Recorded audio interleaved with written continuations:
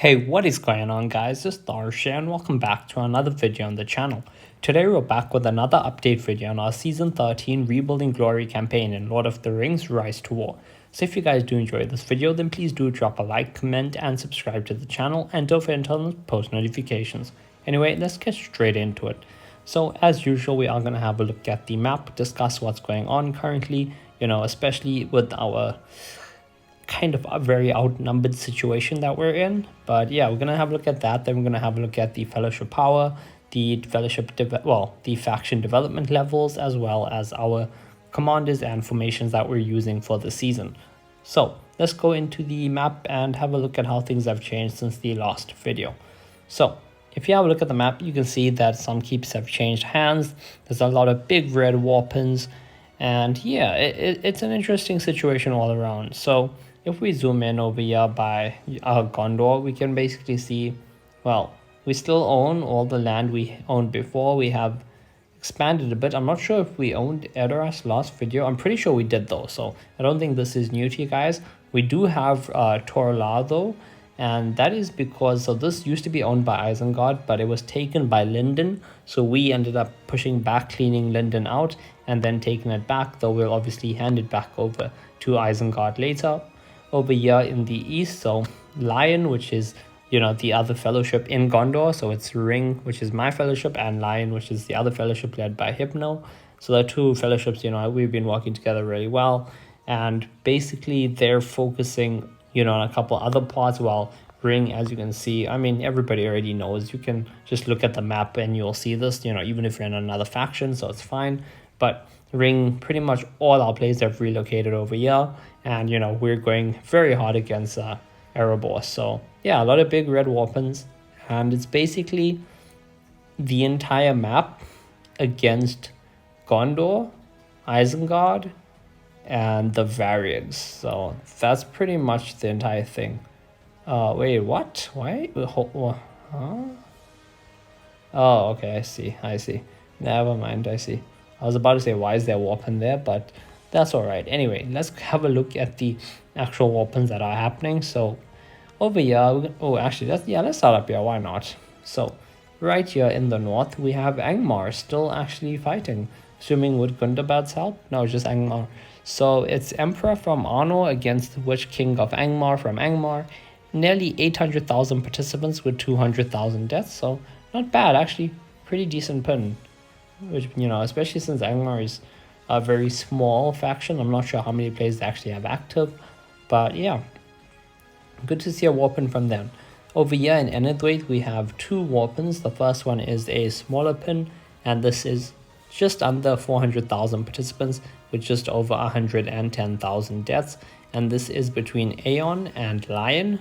And for those of you guys who don't know, Aeon, which is the main Linden Fellowship, are led by TT Mega TT. So a lot of you guys who are new to the channel or who have not watched my previous season won't know why this is so significant.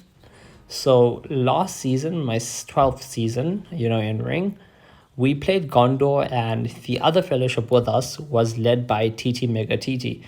That time they were called, what were they called? I don't know, they had a different name, but they were led by the same guy. And he acts like a very good guy, and like he once was best for the faction and everything.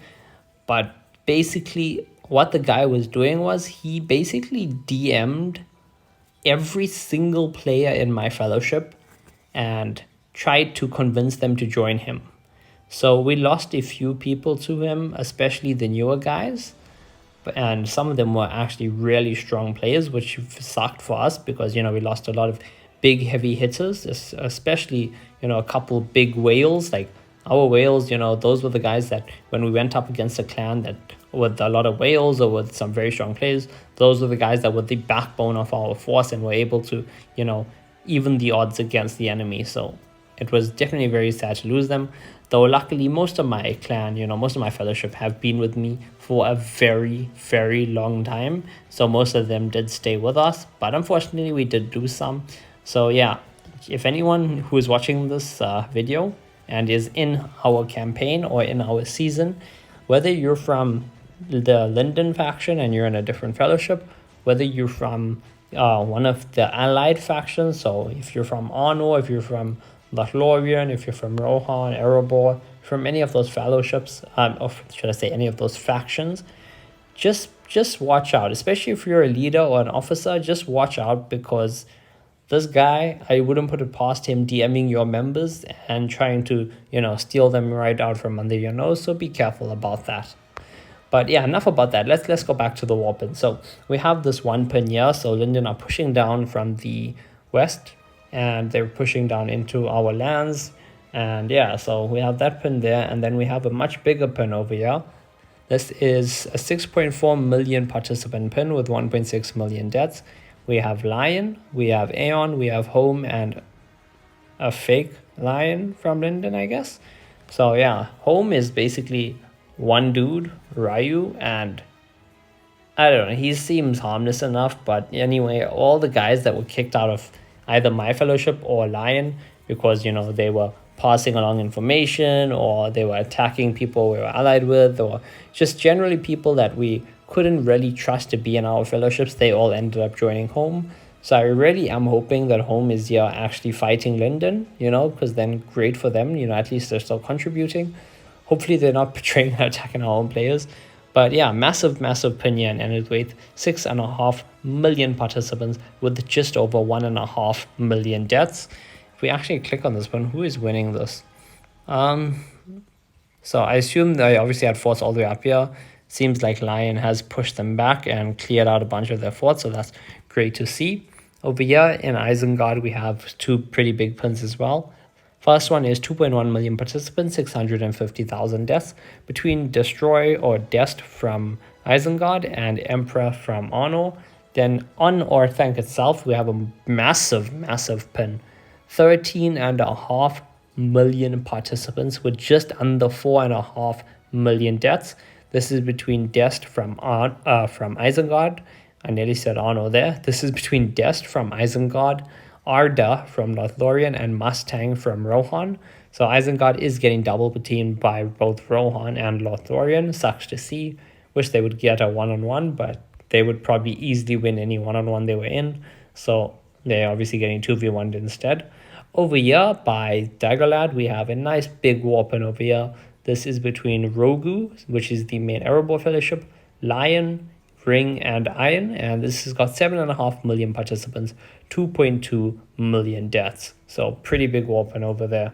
Then over here, we have another smaller pin. This is between Rogu and SUSD, and SUSD is the main Varieg fellowship, 414,000 participants, 120,000 deaths. We have another pin as well, again between SUSD and Rogu, nearly 1 million participants, just under that, and nearly 300,000 deaths as well. This pin over here, it's just a friendly PvP pin, but between Mord from Mordor, SUSD, and Gods from the Variegs, 750k participants, 235,000 deaths. Recent keep movements, well, Erebor have taken Eastbite. They've tried to push us, but we have managed to hold them back. And right now we're both sitting on either side of the crossing. And yeah, I think we can handle Erebor no problem. We actually do have a decent amount of Lion over here, but yeah, we're gonna need to make sure we can spare more Lion elsewhere and just have Ring completely focus this crossing instead. I think those are all the weapons though, so this is the map as is. And yeah, we're gonna go over and have a look at the fellowship ranking next. Target, I'm not really gonna bother because it's pretty much stays the same, except for my contribution has dropped a little bit. I'm 52, so I need to up that though. I'm getting smacked a lot in PvP, which is not helping my situation at all. But yeah, actually, personal ring level, wow. Just absolutely top from Gondor everywhere. Anyway, I just want to go and have a look now at the fellowship production. So at number 1, we have Lion from Gondor at 1.8 million. 2, we have Aeon from Linden at 1.5 million. 3, Rogu from Erebor at 1.5 million. 4, Emperor from Arnor at 1.3 million. 5, Arda from Lothlorien at 1.3 million. 6, Mustang from Rohan at 1.1 million. 7, Ring from Gondor at 910,000. 8, SUSD from Variegs at 900k. 9 Dest from Isengard is 775k, and that's not because they're weak or anything, it's just that they've lost a lot of their land, so they just don't have the tiles to push up that ring power. 10 we have Maud from Mordor with 662,000 power. In terms of development level, in number 1 we have Gondor at level 60, 2 we have Arno at 43, 3 we have Erebor at 39, 4 we have Linden at 33, 5 we have Lothlorien at 24, 6 the Varrigs at 21, 7 Isengard at 20, 8 Mordor at 19, 9 Rohan at 14, and 10 we have Angmar at 11. So yeah, in terms of my commanders, Galadriel, Gimli both 41, along with Gandalf the Grey as well. Aragorn lagging slightly behind at level 40. My second formation, my Cal formation, we have Theoden at 40, we have Eomer at 40, we have Imrahil nearly at 40, and we have Eowyn at 40. The problem is to level them up further from here, you have to get the XP from PvP, and if you're losing a lot of PvP fights, you're getting a lot less XP, so the leveling process is very slow. But I hope you guys did enjoy the video, and if you did, please do drop a like, comment, and subscribe to the channel, and I'll see you guys in the next video.